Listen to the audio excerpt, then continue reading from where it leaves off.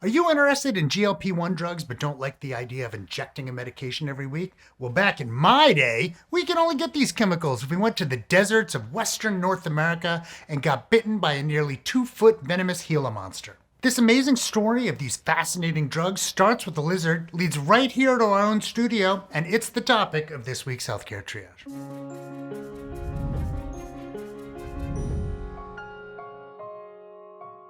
The Gila monster is a slow-moving venomous reptile that lives in the deserts of the southwestern United States and northwestern Mexico.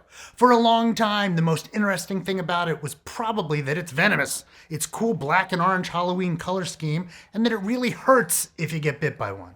Side note, they're really unlikely to bite you, unless you step on one or pick it up or something. For the most part, just don't bother them and they won't bother you. But scientists got curious, as they are wont to do, and started bothering Gila monsters, as they are also wont to do.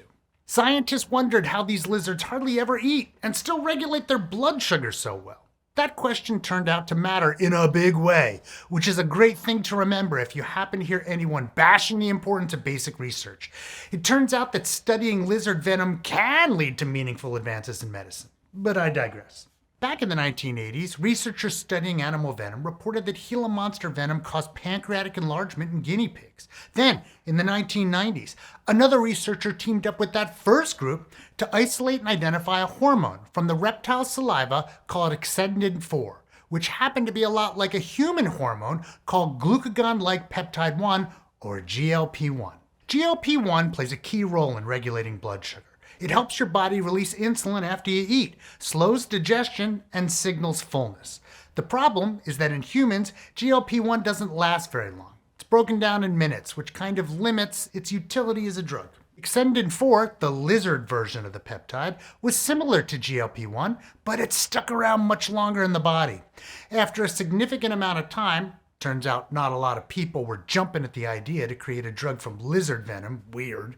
This discovery led to the development of a drug called exenatide, a synthetic version of exendin-4. In 2005, it became the first GLP-1 receptor agonist approved to treat type 2 diabetes. Exenatide helps the blood release insulin when blood sugar is high, lowers glucose levels, and even slows digestion. In clinical use, it improved blood sugar control and, somewhat unexpectedly, caused people to lose a modest amount of weight. Scientists love to build on things, and they definitely built on exenatide. Eventually, they developed newer drugs that acted on the same GLP-1 pathway, but based them on human GLP-1 rather than the lizard peptide. These newer medications last even longer and are still used for diabetes, but now are also wildly popular for weight management. Besides being a cool story, this is an incredible gem of support for basic research. The spark that started the semaglutide fire didn't happen because a scientist was looking to invent a blockbuster drug, but because they were trying to understand basic biology.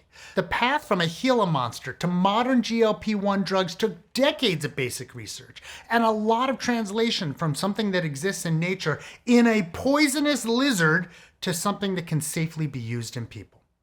Without funding and other support for basic research, we may never have made it to GLP-1s. It took decades of work by many researchers, and the investment has metaphorically paid off in health benefits for millions of people, which I think is an unequivocal good.